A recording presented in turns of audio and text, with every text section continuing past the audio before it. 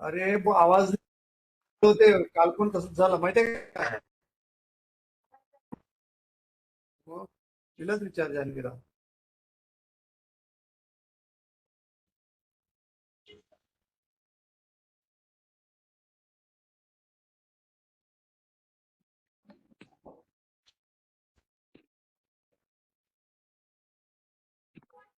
So good evening, everyone.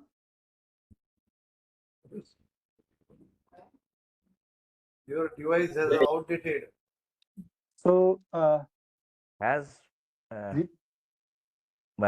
Professor Sarkar joined? yes, sir. Yes, sir. No, Professor, the speaker I'm talking. Sir, good afternoon. Oh, good afternoon. How are you? Fine, sir. Okay, there is some poor connection Long going time. on, so I am not switching on my video.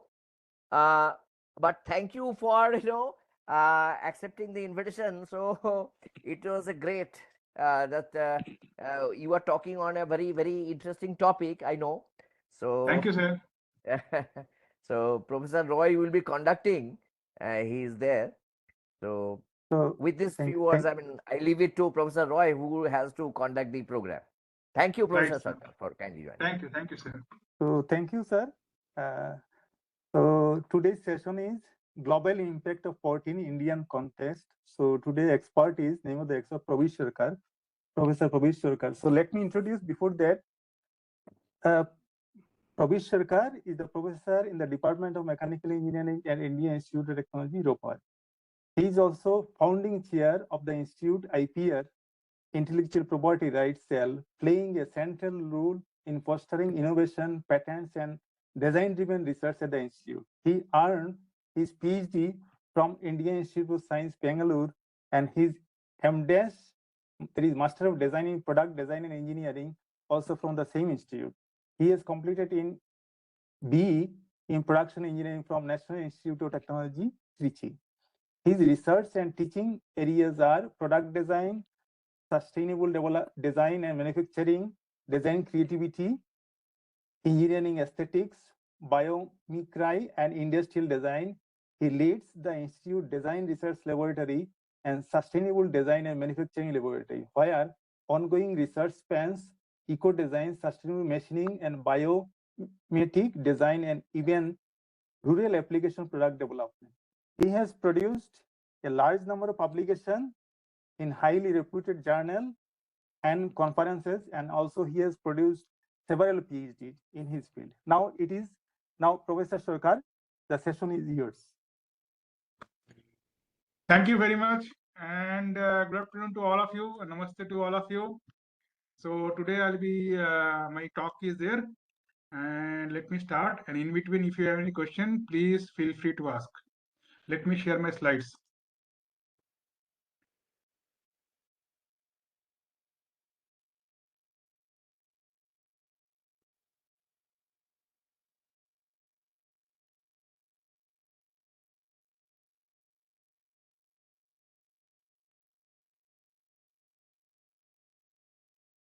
So is my slide visible to all of you, sir? Yes, sir. It is Yes, sir. visible. Yes, sir. Okay. So let me close my video and then we'll discuss. And good afternoon again. Today I'll be discussing about Industry 4.0 and digital twin. And I will also touching upon Industry 4.0 related to India.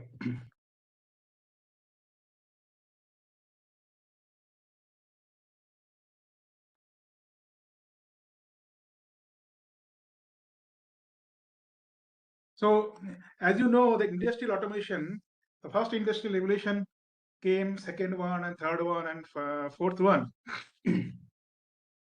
And the first one with water power, and next one is on mass production, and third one is computer automation. And we are just entering the fourth revolution in India, and that is basically on cyber physical system. The first industrial revolution started from about 1700 to 1800, where previously animals used to be there for moving, and slowly move towards water and steam powered engine. The second evolution, industrial revolution, which started in kind of early 20th century, and that is having, we are talking about efficiency and machineries, and slowly the mass production concept has come. The third one in 1950s came, and that we have been discussing, and people has been working on mechanical technology, digital technology, automation. So CAD/CAM, what we see here, we now that actually an outcome of the third industrial revolution. In the fourth industrial revolution, which is we are discussing today, and a lot of countries, including India, has already implemented it. That is basically talks about or discuss about cyber physical system. Cyber physical system. We'll discuss about that more. It discusses about Internet of Things, real-time data access, and then a comprehensive. It is basically a comprehensive, interlinked, holistic approach for manufacturing also. Here we are empowering owners, and they're trying to leverage the data, and AI, ML, all these things are coming in Industry 4.0. So if you see the history of control system, in 1769, James Watt steam power engine has come that time, and then fully automatic spinning wheel 1771. Then we have this interchangeable part manufacturing in production. J.C. Maxwell formulated this manufacture in mathematical model. Henry Ford at that time came into automobile production in 1913. So the Ford company cars which you see, that time it was originally invented, started by this person. And then feedback amplifiers came in 1927, and slowly NC, numerical control system, that was developed initially by MIT. So now you see that NC has converted or made into CNC machine. CNC machine is widely used in manufacturing, as you know. And then program and article transfer 1954, Sputnik is launched in 1957. Robot is started coming in 1960s. Then so on and so forth, so many other things has come. And the first autonomous robot vehicle came in 1997. And now in 2003 onwards, we have this cyber physical system.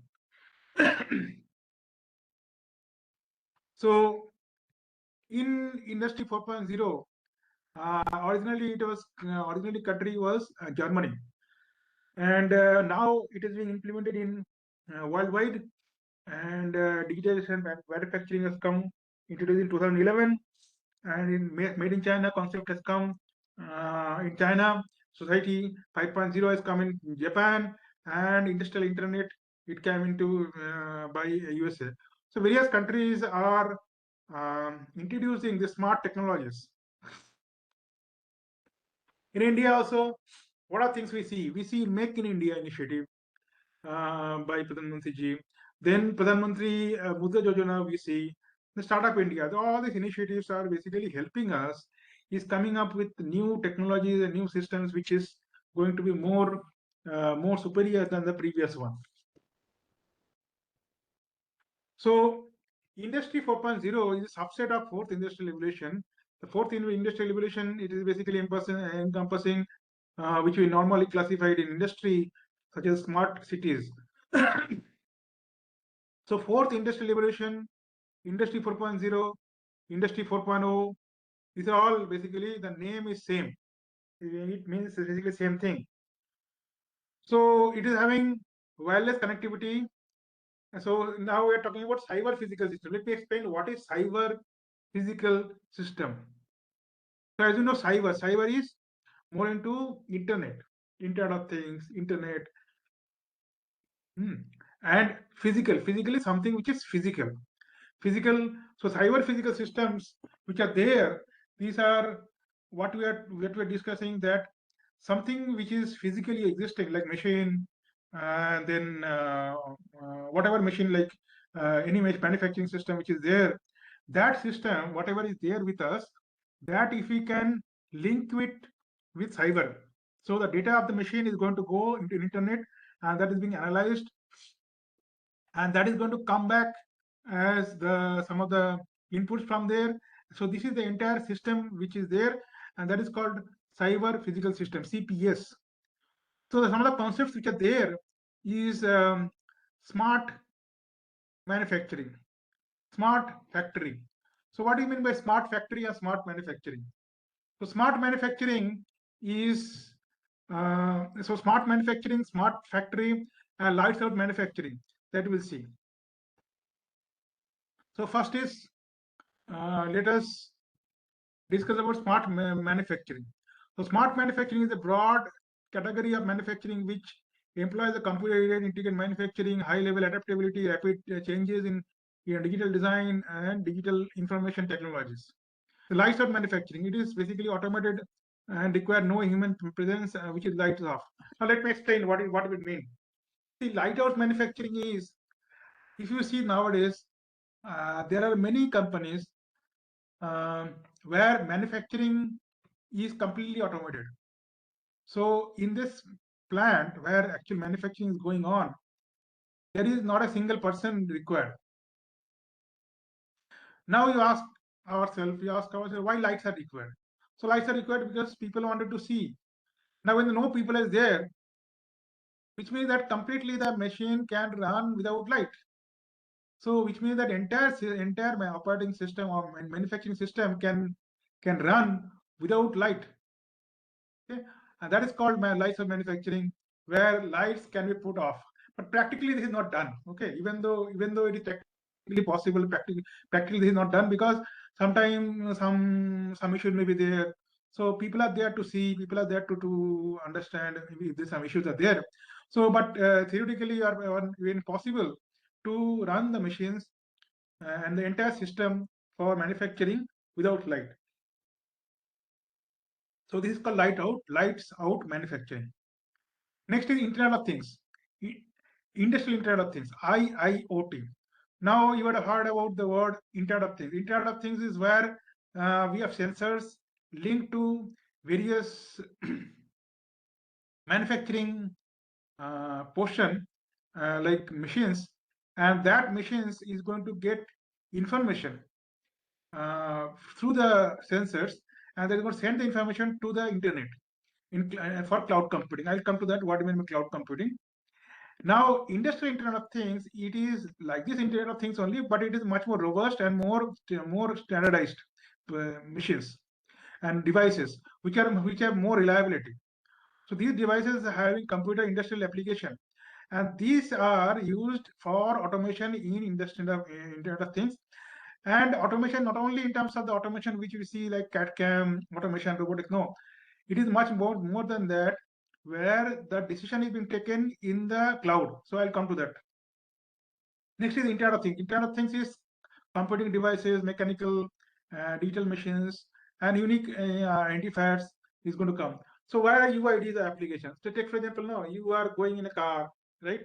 You go to toll plaza, and your there is a system which toll is automatically detected. So it is having unique identifiers. Our mobile phone is having unique identifiers. Car is having unique identifiers. There are so many other ways where places where you can use the unique identifiers. These unique identifiers are very useful to in automation and also for automatic tracking of devices. Now coming to cloud computing. Cloud computing is on-demand availability of computer system resources, especially data storage, cloud, and computing power without direct active management. Now you see that what is cloud computing actually? Let us give an example of that. So now you are using like Google Drive. Okay, most of us use Google Drive. Google Drive is cloud storage. So you are basically taking a file and saving it. So when you're saving it, this data is going to the cloud and the data is being stored in the server. This is not cloud computing. cloud storage is required for cloud computing. It is a little bit more than that. When these data, which we are taking from the instruments, machines, sensors, which is being linked, and that data is being stored in the cloud, and that is being analyzed, and decision is being taken in the cloud. After the decision is being taken, and then that is going to be coming back to us. So in very small kind of cloud computing example, which we did in the Lava lab, I can give example where we have made this automation of watering system of plants. So we have this small plant system, like when you can make it Arduino automation that every few minutes, every not few minutes, morning 5 minutes, evening 5 minutes, you put water. That's it. That is one way of computing. Second way of computing is you put sensors, and if the humidity sensor is there, so you put it like this, that you, when the water is reduced, pump is starting, water is falling, and then watering of the plant is being given. Now in cloud computing, this is basically, this is an automation using Arduino you can do. But in cloud computing, what you can do is you can take a camera and the digital camera and take a photograph, and that photograph you can take it in the cloud, and that you compute and see whether the leaves are green or not, if the yellow is yellow or not, and depending upon the kind of yellow, kind of green, you take decision to input some water or fertilizer, and that input is physically, but computation is done in the cloud.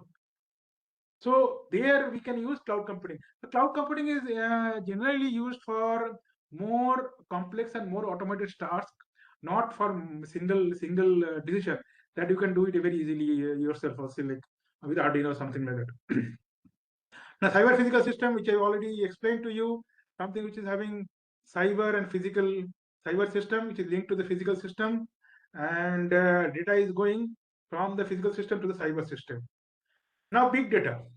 Big data is another term which we have heard many times, that it is treated, analyzed, systematically extracted information. And big data, so take for example, what is big data? Example, let me give some example. So, so if you see Aadhaar card is can be regarded as big data. Okay. Now, what are the things are there? Now you might imagine that I want to know how many people are there whose age is between 20 to 25, and the government wanted to give some money to them who didn't got job, and who did got job, they may be given the opportunity to teach others. So, but how many people is required to be given this kind of amount? This is a very big data. Thousands of numbers. This is one example of big data. How many cars are passing in a toll plaza in a per month? Okay, that is a big data. It is not a 1,000, 10,000. It is a huge number. What kind of car? It is, take for example, in one toll plaza, cars are coming from locally more, or outside more, or from other states more. So this is a very difficult to take decision. We cannot count it like this. Neither is possible to just count with one camera. So this amount of data is required to be analyzed, and every moment, every few seconds, a car is going to pass. And when there is a car, especially in the big toll plaza, 5 or 10 cars are passing. Every 15 seconds, 5 cars are passing. How are you going to put a data analyzer? This is a huge amount of data we are discussing. So that is an example of big data. Apart from that, there are also other terms which are there, like enterprise research planning, ERP. Many of you know, many of the industry, and especially in academics also, many of academic organizations have this ERP system, where even for this, people are marking the attendance, okay, then getting data, then applying application. So these are basically ERP system. IIT I already discussed. IIoT also I discussed. Big data is discussed. Then AI, that most of you know. Then machine to machine, M2M. M2M is machine to machine interfaces. Then digitization. This is actually most of you know. Smart factory I discussed. Machine learning. Machine learning is in ML. So here is also, this is working, people are working a lot in trying to understand how we can teach a machine or teach a computer to take decisions based on the previous experience which human beings they have, and that is now fed in the AI, in the computer now. Cloud computing I discussed. Then real-time data processing. Real-time data processing is where, especially for cloud computing, data is being taken real time, processed in the cloud, and automatically this is being decision is being taken, and that decision is converted into physical form, and that is going to come back. Next is ecosystem, is where manufacturing, potential connectivities, and other things are also there. So now coming to Industry 4.0, what are the major components of Industry 4.0? There are many of them are there, but these are mobile devices, Internet of Things, location detecting technologies, advanced human-machine interfaces, authentication, 3D printing, smart sensors, big data analytics, multi-layer customer interaction, here augmented reality, fog, data visualization. All these are coming under the purview of Industry 4.0. But the main things among all these are the concept of cyber physical system, IoT, cloud computing, and cognitive computing. So now, what are the major components? Among all these major components, if you ask, standard major component which is regarded as the part of Industry 4.0, one is big data. I already explained the data which is very big in size and also need a lot of analysis which can be done on this. Cloud computing, which I discussed, Internet of Things. Then simulation. Simulation is where many of us is doing simulation in manufacturing. The simulation. Then autonomous robot. Autonomous robot is where robots can take decision using Internet of Things, and there are many mobile robots are there. Then augmented reality, AR, VR. So now let me explain what is VR. VR, I think many of you know. Virtual reality. Virtual reality is where many of you may would have gone and seen that you see you wear glasses and you see the see things in 3D. Many of us have seen maybe movies. Those are VR movies. Okay, virtual reality movies, games. Many of us played. Those are basically all are coming under VR, but not AR. AR is augmented reality. Augmented reality is where there is a link between physical reality and virtual reality. So take for example Google lenses. You can use think AR. There is simulation system in welding. So especially what used to happen is, especially for skill development, many institute wants the people to use welding. Okay, but welding is something which requires very high skill. People who have done it, they know. But if you want to explain somebody new how to do it, so what you can do, there is a probe which is there physically touching the welding place, and in the virtual you wearing a glass, and that glass you can see that virtually this probe is being used to weld. Now when you move the probe, virtually you can see the welding is taking place, but physically it is only touching the uh, component, but no actual no real welding is taking place. So one can learn through this how exactly the welding is done, whether quality of the weld can be done. So training can be given. So there are a lot of application of now VR, AR, augmented reality. Cyber security, that you know that nowadays a lot of fraud is taking place. We are to very careful. Companies are there who are helping us to reduce the cyber crime, and trying to see that the data, huge data is being safe. And a lot of times you will know that data leakage is there in the bigger organizations. But what can be done? We have to be very careful. Next is system integration. Ultimately, all these things is coming under one system, and the system integration is very important. People are there, expert are there who can actually think about system integration. So then IT manufacturing. IT manufacturing is where uh, IT manufacturing, there are 7 major techniques of IT manufacturing, like wet photopolymerization, material jetting, material binding, binder jetting. There's 7 of them, and SLS. So there's so many of them technologies which are helping manufacturers today to instantly manufacture the parts, even though it is made in layer by layer. So these are same thing. These are the techniques, or these are the components of Industry 4.0. Now let us see that okay, Industry 4.0 is important. A lot of countries are doing and trying to find out and helping the manufacturer to implement Industry 4.0. Where do we stand? Singapore is first, Finland second, Sweden third, and slowly see 91 in India. But their data is little bit low, a little bit old.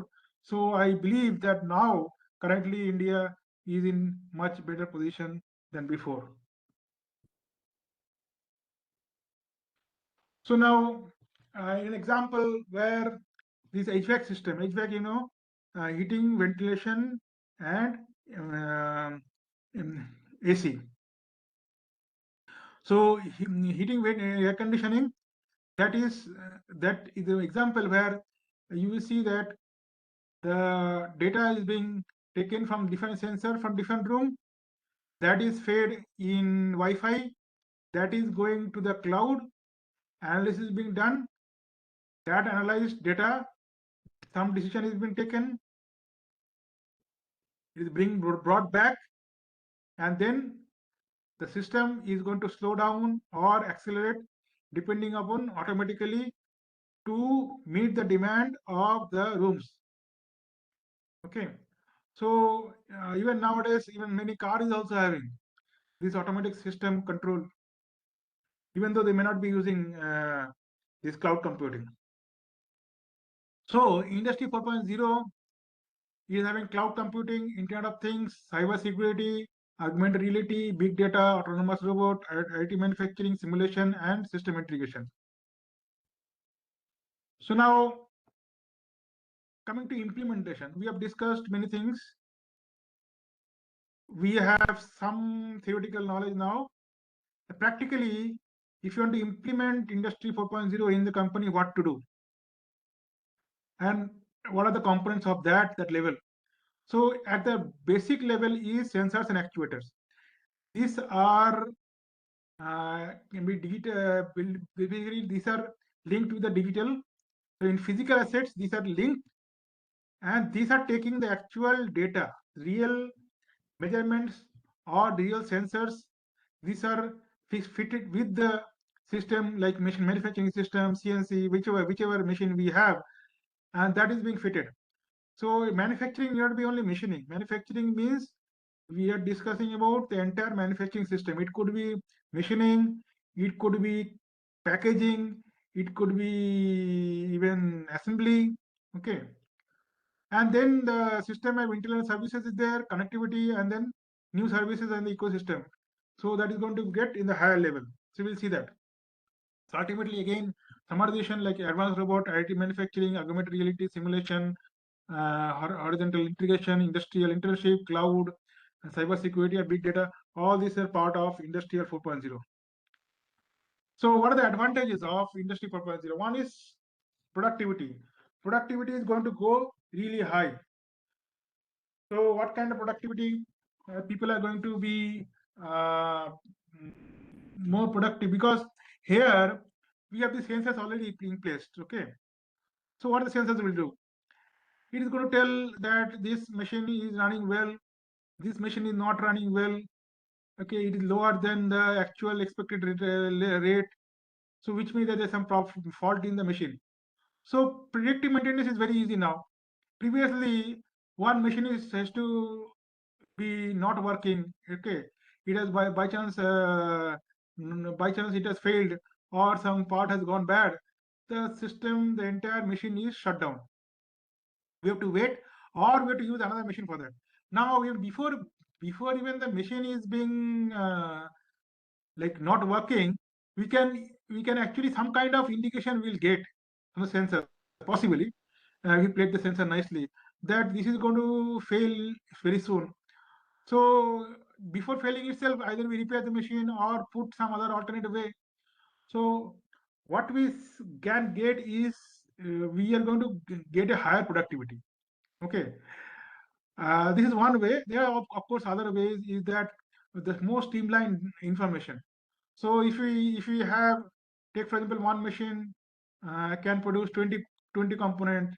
Next machine on the same machine, another machine is 10 components. So we have to make it such a way that instead of second machine, we can buy another machine alternatively. So to make the things much more streamlined. Flexibility.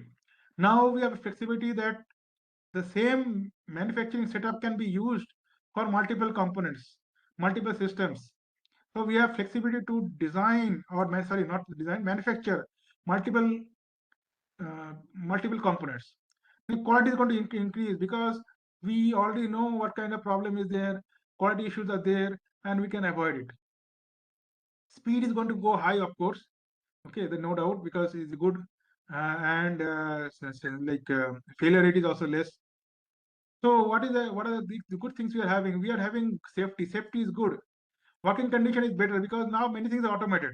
Okay, now you can say that okay, automation is there, so people have a better job now. Previously people used to, previously we should learn that work study. Okay, how many second people are moving, so assembly has to be done by manually. Take a component, put it there. How much time is taking for a person to move from one place to another place? How to reduce it? So those kind of questions and those kind of analysis is not required now, or very less. Now we are discussing about how we can increase the productivity. People are required less, not less, but different kinds of work they are getting. Training and collaboration is high. Environment production, it is now much better. Improve innovative capability is now high. So these are the advantages of Industry 4.0, which it is going to offer to manufacturers, especially Indian manufacturers. So now what we are going, we are having a connected sensors, then intelligence system, then predictive capability, which I discussed, and then ultimately we have this autonomous action and machine. So this we are going to achieve soon. Okay, completely automation. Completely automation is not yet done, but we are going towards it from the place where automation, like connected system, intelligence, predictive, and then we are going towards a way where complete system itself is automated. So what we have is the value is going to change, value is going to increase from the stage 1, stage 2 like that, and is much improved. So now coming to the field level, what we have is a sensor and actuator which are linked to the at the machine level. Then we have PLCs, programmable logic controllers, that is linked to some computers, and where these sensors and actuators, it is going to give information to PLC system. The PLC system is there are not only one, multiple of them. So imagine that this big uh, uh, sorry, machine layout is there where multiple machines are there. So sensors are being used in machines. These are giving information to PLC. Multiple PLCs are going to give information to the SCADA to MES, okay, and then ultimately to ERP. Now, what is the good thing about this? One good thing is that depending upon the person level in the company, they can take information from each of this level. So previously what used to happen, that the owner has to come to the shop. Okay, they will ask कैसे चल रहा है, कितना machine आज कितना produce हुआ है, क्या problem है, what kind of problem is there, what kind of things are there. So those kind of questions people used to ask people. But now this is not required because the owner can sit in the one place and know this information, whatever is need to know for him, and he don't need to go and talk to the worker level worker. Nothing wrong, but there's so many people to ask how will he get information. Now in the ERP system, everything is there in front of us. He can do analyzed action, analyze results he can get in front of him. And the person who is manager, take for example the shop shop supervisor, he can take information from the first or second level. The manager, he can take information from the second to third level. Okay, like that, people who are responsible for running the manufacturing setup at different level can see the analyzed data, can take decision at the right location of the system, and this is going to have a much better management system overall. So now we have discussed about industry 4.0 and global impact. Now coming to Indian context. Indian context, what we see that in Mission 25, initiate to establish, that is digital sensors, automation, digital network, infrastructure, 5G connectivity. Okay, now 5G connectivity is there, smart cities are there. We are trying, the government is trying to implement all this. Okay, so an enterprise level also. Now in 2035, the plan is that smart products, integrated physical and digital smart systems in the national infrastructure, digital twin is going to come, digital twin of cities, okay, connected cities. These are planning is being done in this regard. And of course, by 2047, it is basically when country is going to have this 100 years of independence. Okay, so that time the plan is to have this platform of platforms, industry 4.0 to industry 5.0. These are plan. How much we'll see. People are trying to achieve this thing. So what we achieved till now, and what are things people are means companies, government initiative, what they're doing. So first is we have learned about these 9 major component. In this component way, if you see that IoT, so MIT is having IoT policy, NASCOM is having Center of Excellence, and then CCTV camera, then many cities now having CCTV camera, and these are automatically scanned. Okay, railways is having collision avoidance, supply chain is very strong now, consumer engagement is there. So India is slowly going towards a IoT development hub and global level leadership. Big data. Now you see that Triple IT Hyderabad, they have this AI research center, and research foundation National Research Foundation started with 50,000 crores. Then national data policy has come. Then autonomous robot. In autonomous robot also, there CAIR. I know you think many of you may be knowing that DRDO Center of Artificial Intelligence and Robotics. I think possibly this is in Bangalore. I think this CARE is there, and then eJatra IT Bombay has started. Then Rob. So that some of the machines which is being machine robots which are ingeniously made is Disha, Mitra, and Manav. So first 3D printed humanoid. So these are things which India has done. A lot of interesting work is going on in India. The cloud computing, GEM platform. I think most of you know now, especially in government organizations, including us, we have to purchase first. Foremost important thing. Anything we purchase little bit expensive, first thing we have to try to buy from GEM. So GEM portal is a multi-cloud marketing serving 50,000 organization, more than 50,000 organization.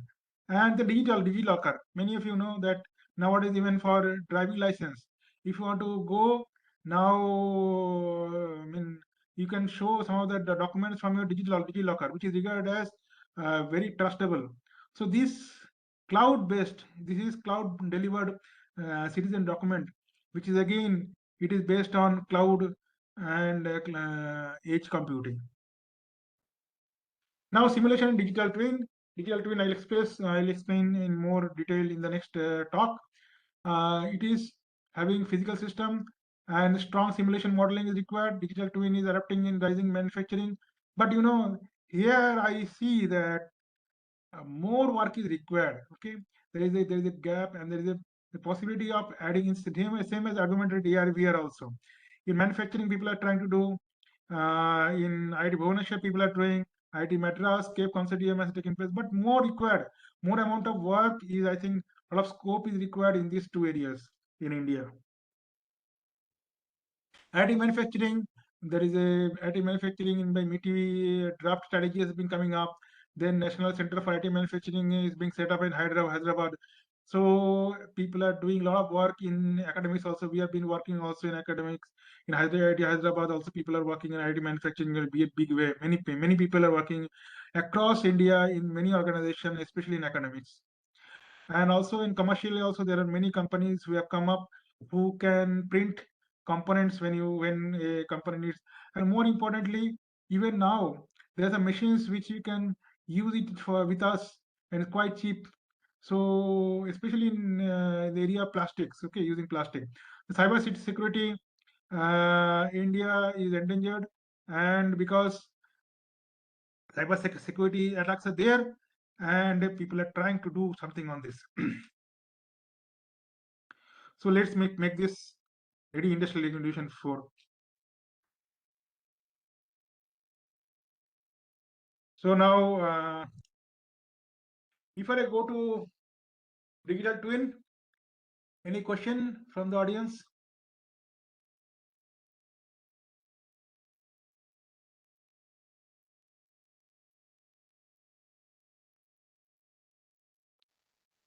Any question from Industry 4.0, which has been just discussed? Anything? Anybody want to ask anything? Okay, fine. Then I'll continue.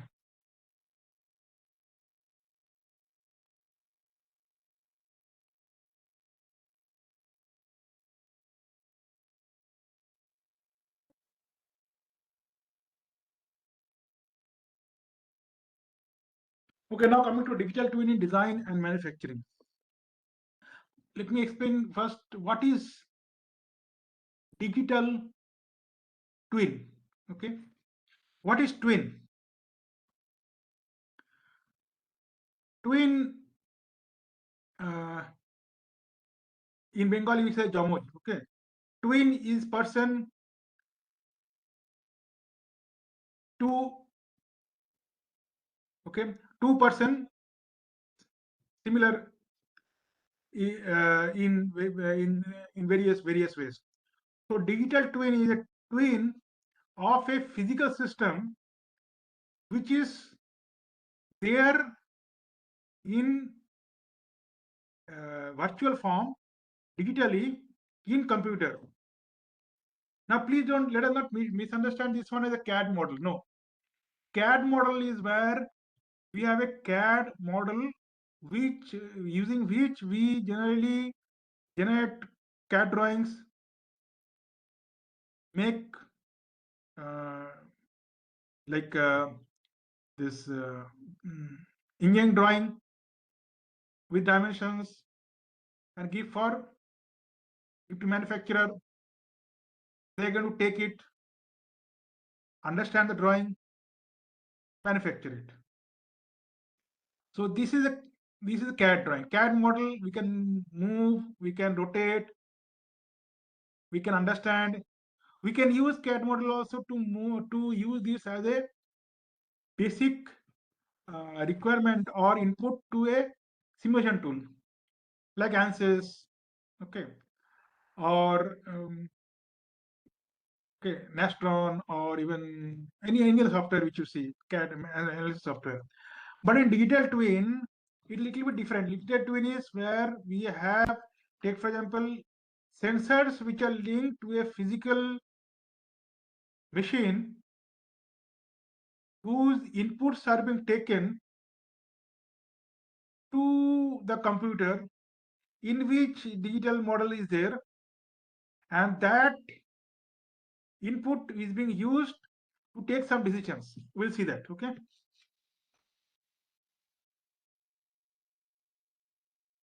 So a digital twin is virtual representation of a physical object, process, or system that is used to simulate, predict, or optimize.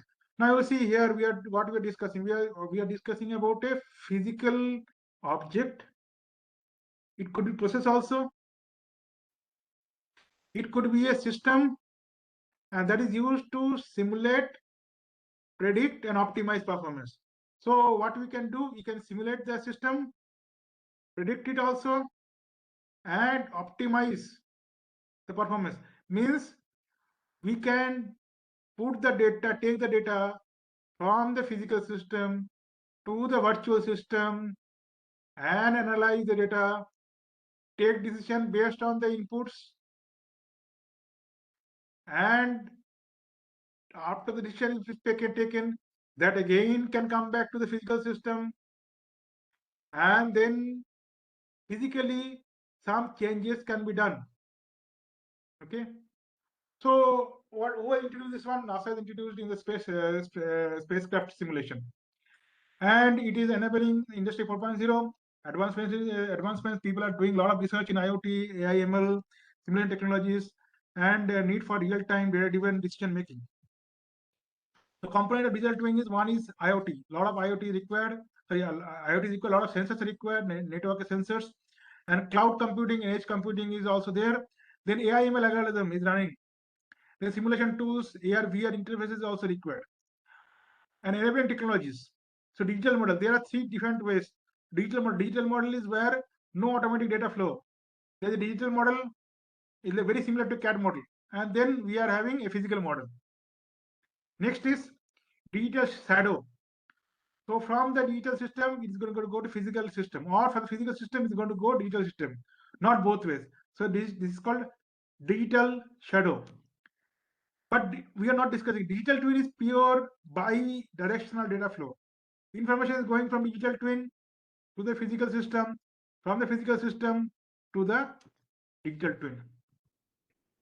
So type of digital twin is physical entity is there, digital replica is there, and data connectors, sensors, cloud, network. So these all three are required to practically implement digital twin. Okay. So now we have the digital twin product design.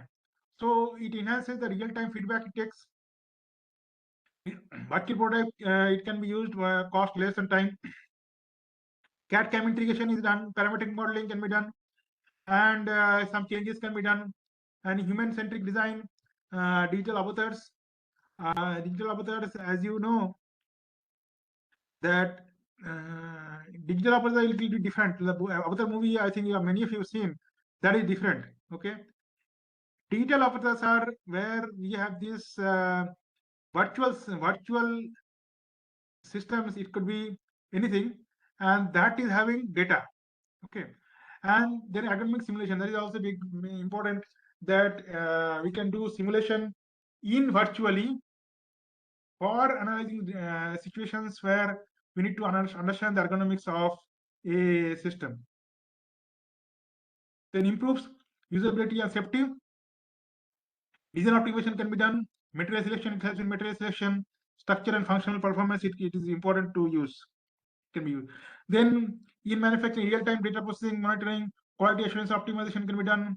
And smart systems, adaptive production can be need to be done. Can be done.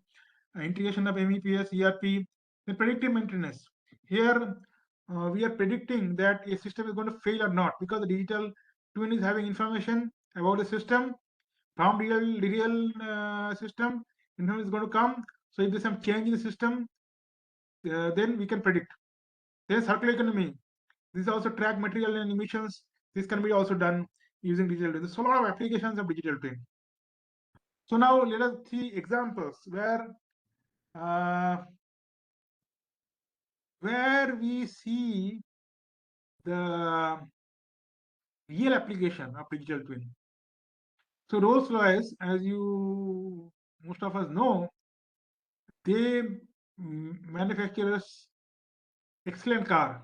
Okay, but Rolls-Royce is actually one of the biggest and most important manufacturer of aircraft engine. So they have this engine, and each of these the company can monitor how the engine flies, condition, and this can be done using digital twin. So they have this capability to understand a system, and they extended time between maintenance of some of the engines by up to 50 times. 50% they enhanced. Cost is going to come down if we have digital twin system. So Bearcraft Sciences, they have these virtual factories, and they also have used digital twin. Then Tesla is having digital twin for vehicle diagnostic. So Tesla car, each and every car is having digital twin, each and every. So it is not just the model. Literally every Tesla car is sold having digital twin representation. So this means that there are thousands of Tesla car, and they are having each of them a digital twin. So you can understand that is aiming for 20 million Tesla car production by 2030. Elon Musk is trying, and this is requires huge amount of processing power in the system, in the processing system server. So infrastructure is required, and then data is taking for each and every machine. Many of the nowadays car is also having, many of the top cars nowadays in India also, apart from Tesla, is having some kind of information which is going to the server. So sheer volume information which you see, it is having meaningful algorithms. Okay, so let us see one example of this one.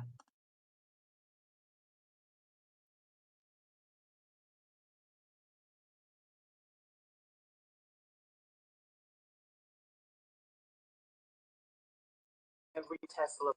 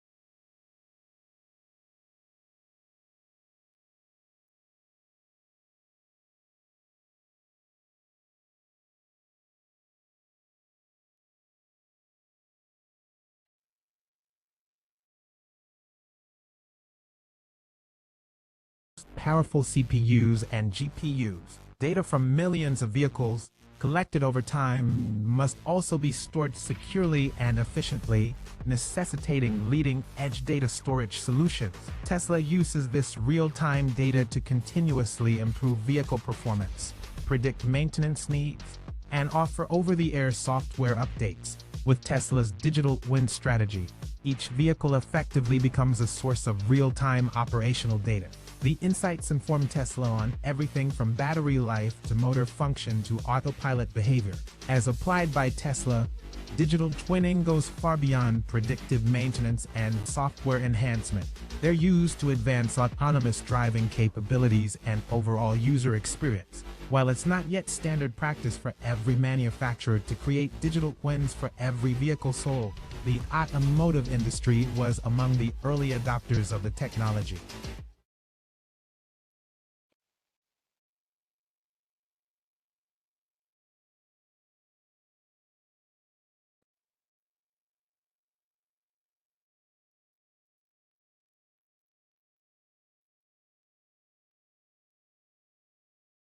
So as you see there, that the digital twin is being widely used in many industries, automobile, manufacturing, then jet engine.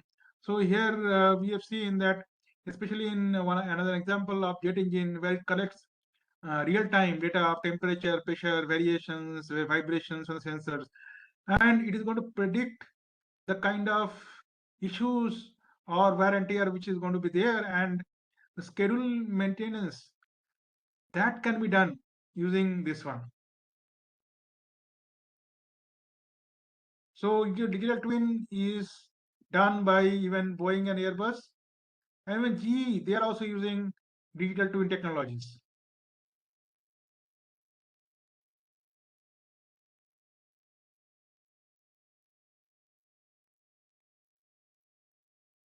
Okay, so I think I completed a little bit early.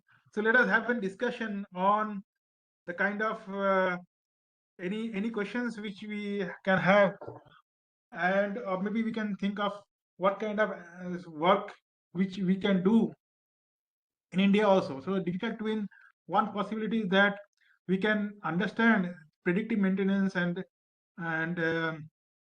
especially for complex system which we have. Those complex systems which are there with any of the machines like in jet fighter plane. So a digital twin can be very useful. It could be also useful in other organizations where the machine performance is need to be analyzed, and we need to see this as schedule maintenance is required or not. So many companies are trying to use digital twin also, and this is also part of industry 4.0. If we can use the digital twin very nicely, we will have much better efficiency and also outcome. Okay, any questions from the audience?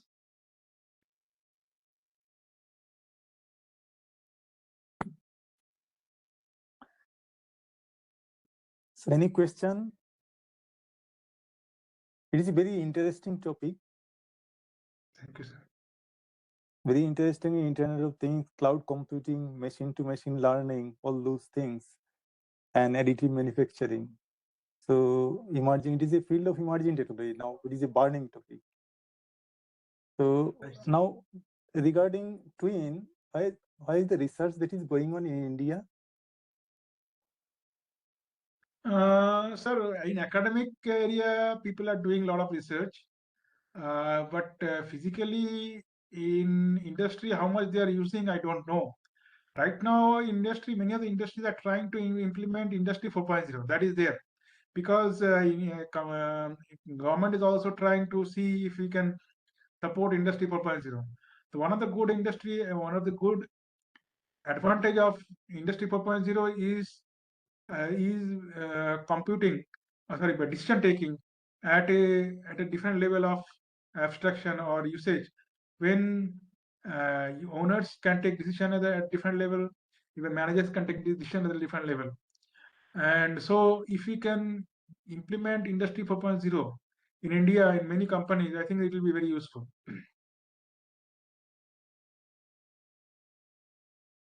There is practical implementation is very useful.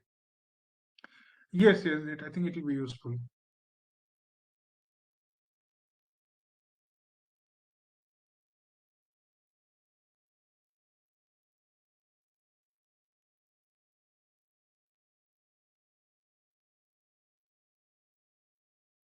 Professor Sarkar, it seems that people are definitely enjoying your session. However, maybe this subject is new to them. So right at the moment, they would have to assimilate things and then possibly would be in a position to ask questions Right, sir. because they are, so they are absorbing, I believe. So that's what my feeling is.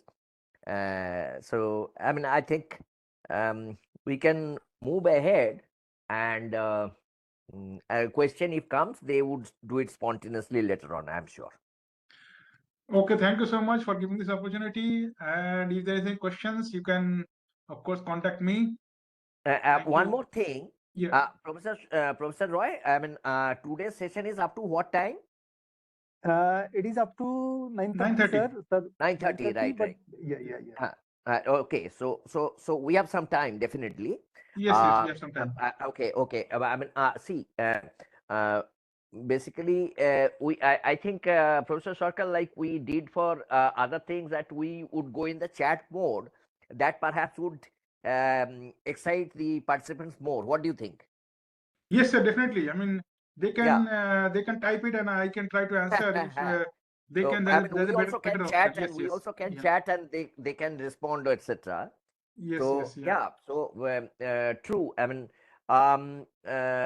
definitely this the industries like I know that Tata as a group is definitely doing this industry 4.0 in certain pockets, and they are doing successful things. And like say for example, as you very correctly pointed out about the the aircraft of Rolls Royce. Uh, in fact, apart from those and Tesla Motors, the there are some refrigerator manufacturers here. They are also using not exactly the twin, but they are getting that information of the performance, which they are translating ultimately for Industry 4.0, taking two things. One is that they are solving at the the individual level if they have to do anything, and mainly they are doing that big data purpose for their future models. They are incorporating those changes or those new technologies that can overcome the shortcomings in their future models. That is one very interesting thing that I see is happening now. Yes, yeah, definitely. Even if you Yeah, see the big data, yeah, even these banks are also using. Even they are trying to analyze what kind of people are yes, doing. yes, yes. Even yeah, Uh, yeah. So even and other card, they're also having the companies. I mean, government is having a lot of data.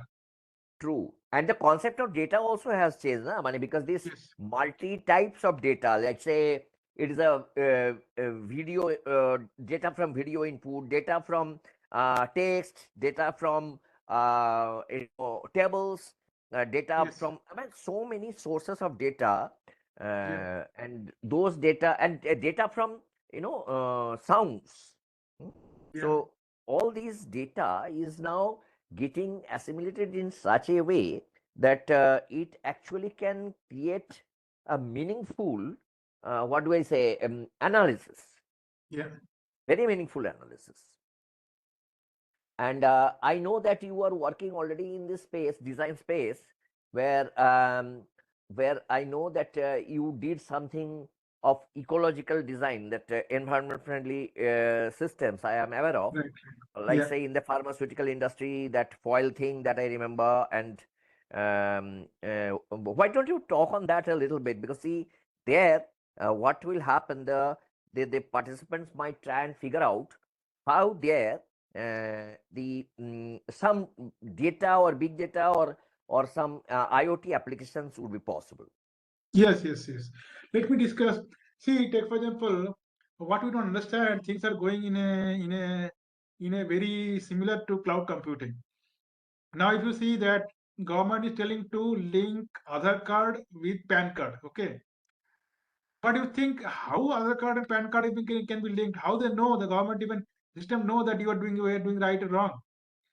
Actually, the algorithm which is running in the background possibly is that when you link Aadhaar card with PAN card, name, date of birth, okay, other data is being compared. And if the system finds that the name is not matching exactly, it will not link. Okay. So why this competition is going on? Is competition not going on in our computer or laptop? It is going on in the big data cloud. So when I'm searching for my name, or when I give this number of Aadhaar card or PAN card, it is searching what it is searching. It is searching the thousands of database. No? All these names, numbers, and all these things is being compared. Then it is reading the data, comparing with the Aadhaar card or comparing with the PAN card, and then trying to link it this one. So these kind of, you know, understand this is to some extent, even though it is small example, it could be regarded as cloud computing. But physically, cloud computing, when you see here, that when we have something in physical domain and that is being analyzed. Now, take for example, many other recently, if any, many of you maybe purchased car. The top model of car, it is a built-in system where it takes care of how you drive. Okay, top models are more expensive cars. The middle level cars and cheaper level cars, economic level, I'm not talking about that. The more expensive cars, if you see, they have this system where it analyzes the way people are driving. Okay, so why it need to analyze? It's not just about checking whether people are doing right or wrong. It is also trying to understand where the issues are. Okay, what kind of reaction people do when they come across this kind of situation. So this analysis is being done, and this is again done in the cloud space. So one of the example which I was asking, that if you're telling that there is a way to link their data which is coming in the physical mode, like take for example Arduino or Raspberry Pi or ESP32. So it is having the Wi-Fi module. That Wi-Fi module, if you link it with Google, there is a I don't know this like space is there where information can go there, and that is going to get some computing, and that is going to give you some decision. So these kind of possibilities are there.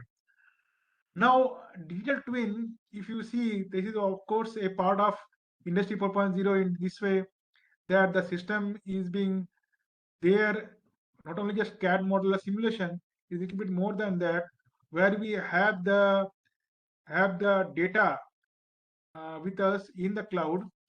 And previously in big data, we are having the data. Now we have a system also in the cloud or in the computer, that the system is having information about the physical system. Now it can take the right kind of decision. So this decision is not possible if I don't have the digital twin in my computer or in the system. So this kind of possibility is only there when the computer knows that this is the system, this is the input, what to do. Okay. So all these possibilities are there if we have a digital twin with us. Many of the companies are trying to implement, but yeah, as I was telling, that what is important, that in Tata is also trying to do. Many of the companies, even digital twin, not about just about manufacturing. In even for Industry 4.0, even supply chain, the demand supply chain. If you see that, and if we can implement Industry 4.0 in such a way that how come the data is, how come the supply is there, whether there is a problem with the supply or not, all these things connect to the entire system, and we can find out if some issues is there or not. In fact, one important thing that we possibly must realize is that the main purpose or utility or advantage rather of digital twin is that you don't actually do trial and error with a physical system, because to connect a physical system would be enormously expensive, because you do not know what is the outcome if I do it physically. But if we can do some simulation on it, on the twin, which is digital, we can make several tweaks, make several simulations without actually having to incurring any cost. Yes. And that is very safe, that okay, we are making many changes. Now suppose we open or close a valve, that may create a huge problem in the pipeline. Right. We do not know. Suppose if we change the angle by 5 degrees, what kind of implication will be in the entire system or the pressure of the pipes? Rather, if we can have a twin, we can have the fluid flow model. Right. Fluid flow model, or say in the thermal model, say heat exchanger model, where we can actually check digitally as to where it is going, how it is going, to what extent the valve opening would be optimal. So if once we do that, then we can move more confidently to maneuver the physical system. Right. And the chances are more that then the physical system would not be very, risky. That's very important thing, because the risk avoidance, risk mitigation is another very important thing in digital twin thing. That's I think very important. Now the I think there was a carbon print that in the I would say, I don't know, that is the, what is your, that environmental eco design, or Yes, that yes, foil eco design. Yeah. eco design, that how did that thing go? When what was the consideration and the parameters? The eco design principles. No. In that particular example that you gave once, I remember that the foil was, in the process, and it was having certain energy consumption. Yeah, energy. It was connected to the energy. I don't remember, but I can give the example where we have used this cloud computing. What we did is we made a system in which like automation, complete automation of this what plant watering system. So in this model, not a model, it's a physical thing, not a model. What we did is take, for example, many of us are in home, we have these plants. Okay, so plants are there, and we sometimes forget to water. Okay, so Hmm. now the easiest way is to use Arduino, and watering is being done automatically after a few hours, or morning once or evening once. But this is not going to help, no, because if somebody wanted to go away from home for long duration, a lot of decision has to be taken. Like if the plant is growing bigger or smaller, is dying or not, what kind of chemicals is required, those kind of things. Now in small system, what I'm discussing is very short. It look like very small. But take, for example, in a big system where these multiple hundreds of plants are there, and this entire horticulture system is need to be automated.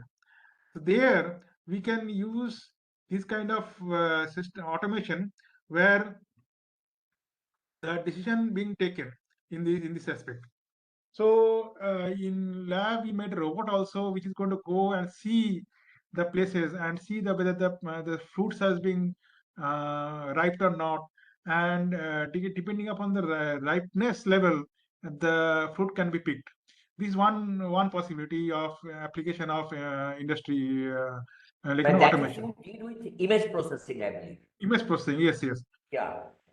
Yeah. So another example of one of the, I think another faculty is trying to do is that we have multiple lathe machine or milling machine, and there how much quantity it is being manufactured each and every minute, that is we can count.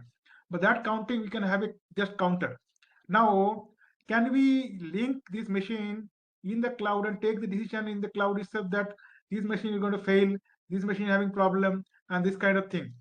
So this is an example of where cloud computing can be used.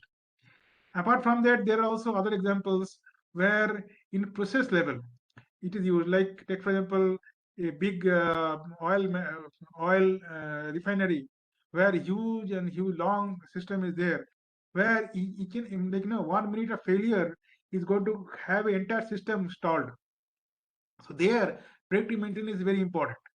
So whereas in other places not always important, but this kind of process where each one process is depending on another process, and where one failure of one single system is entire system is going to halt. Assembly line also in manufacturing, if you see assembly line, if some person is not working in the assembly line, or one small system is not being done in a assembly line, the entire assembly line needs to be stopped. Now, predictive maintenance can be done using such a way that the data of each and every step is being taken, and that is being analyzed, and depending upon that, we take the decision on predictive maintenance. Does somebody ask the Here question? I believe, Sorry. here I believe one thing you might clarify a bit, because Yeah. many people who are not from the maintenance field, they are from computer science or they are from other disciplines. So how this predictive maintenance or condition-based monitoring, whatever you call it, is different from the preventive maintenance. If you can just throw some light so that the importance of predictive maintenance will be better understood. Yeah. So predictive maintenance or condition maintenance that we have already learned in our college, but this is little different. That maintenance, what we have learned, those are as per my knowledge, that this system is going to run for this time, and after this time is maintenance is done. So currently, the companies which are running, most of the companies are doing uh, predictive maintenance. The predictive maintenance is this machine is running after 5 days or after 10 days or after certain time. The person is going to come, check the machine, and again be ready. So in the car, if you see our car, when we purchase our car, new car, what they tell? 6 months, one service. 1 year, another service. Every 6 months or every 1 year, one service. Actually, if you see, this is not required at all. First, the car is so good nowadays that first 6 months service is not required. First 1 year even service is not required, but still we do. Why this is part of the predictive maintenance? Because the company feels that there may be some shortcoming, some problem is there. Now imagine that somebody is running a car. What people do take into account the time, that 6 months, 1 year, and sometimes they take into number of kilometers. But what is important to know that our car, any car, is going to get damaged just by number of kilometers. It is going to get damaged by various other parameters. Either some collision is there or not. And off-road, many people drive a normal car in off-road. Okay, so how much bump is being there? So much bumpers are there. Sometimes some accidentally people do ride quite high speed. So there is some issues are there, and not all cars are same. So there, if real-time statistics, real-time data acquisition is there in the car, then the software can tell, okay, this car is running in this way. If this car is supposed to, when it's running this speed, the fuel consumption is supposed to be like this. Okay, so this can be from the data. Now and then it can take care that if this having this kind of fuel consumption, I am supposed to use this fuel consumption and the machine is supposed to use. So now this fuel consumption is more or less. So there is some issues in the car. Or it is making some noise.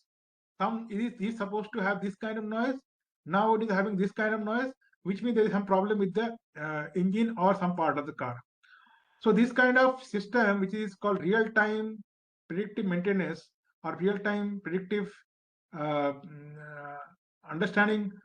So even before the issue comes, the system may tell that your car is heating up. That's okay. Many times, many of the car, nowadays is having system that if the temperature goes beyond something, the red mark comes. No, I think many of you have seen. And then what to do? We stop the car, or we think what to do, or we put that water in front of it, or we think okay, nothing to do, just ride, okay. And something happens. So this kind of thing is going to get avoided. So our system is going to tell, okay, this car is running very high, you reduce the speed. Nowadays the mobile is also having the same thing. Mobile, if you see the mobile, sometimes mobile is getting hot, it automatically shut down. So why is it automatically shut down? Nothing happened to the mobile. It is going to it is a safety system which is helping us. Okay, so this kind of safety issues are there, and this is possible when we have some data before. Now imagine we have digital twin. In digital twin we have one twin for one machine. Okay, so previously we used to have a generic understanding of idea. Now we have specific understanding of one single machine, so we have a much better understanding of the system.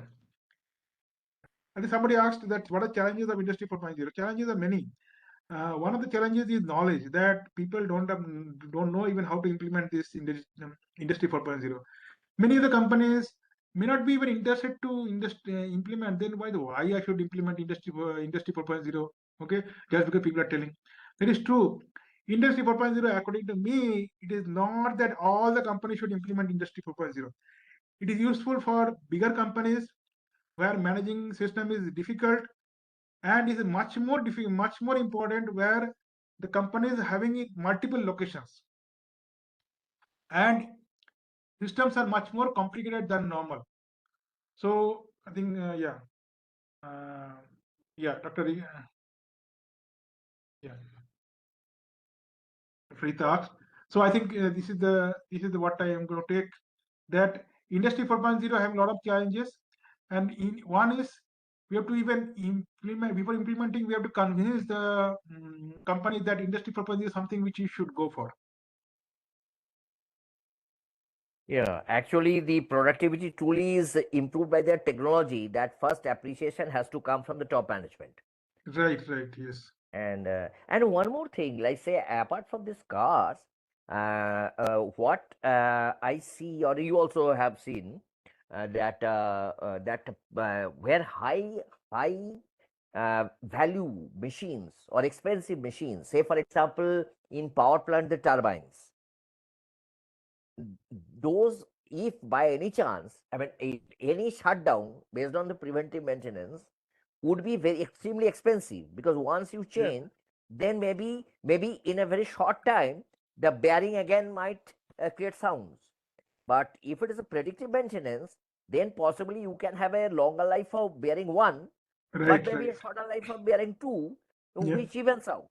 But otherwise it would be a very expensive changeover, because see, just changing of a bearing or something means the entire power plant is to be shut down, which means it is not only the power cost of the power, but also the a huge expenditure on account of the shutdown and the survey and the replacement and so on and so forth. Yes, that is true. That's great. That's great. Wonderful session, Professor Shorkari. This is very edifying. It has been very edifying. Quite a very interesting thing. Also, Thank you you so much, pointed sir. out, yeah, VR and all. Now, well, I mean, I think that Professor Roy can actually formally pay the vote of thanks for this session. So already Sir has told. So it is to me also, the things are very interesting. I told. So Internet of Things, cloud computing, all those things. And so thank you very much. Thank you, sir. Thank you. Thank you very much. Have a nice good night. Okay, thank you. Thank you. Thank you, sir. Thank you. Okay, I am sharing the feedback form link in the chat. Everyone, please submit your feedback for this session too.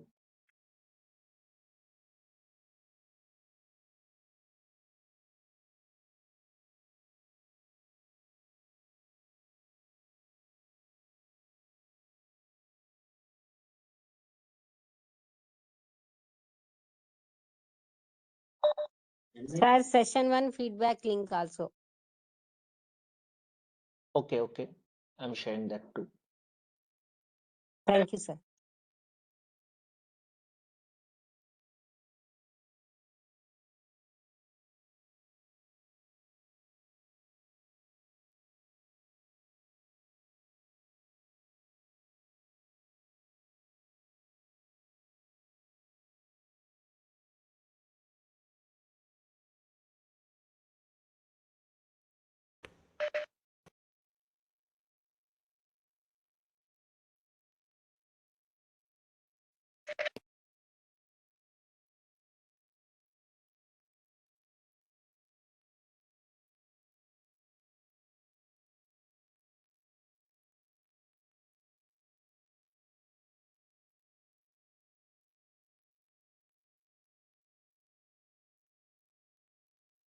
Yes, I have also shared the session 1 feedback link.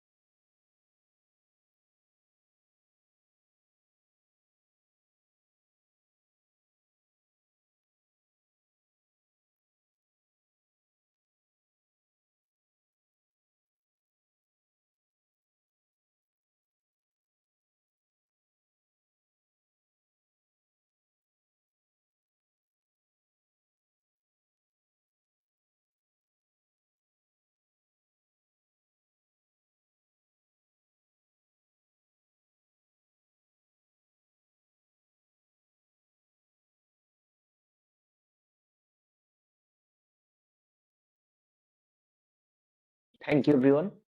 I think everyone has submitted the feedback forms. Thank you and good night to you all.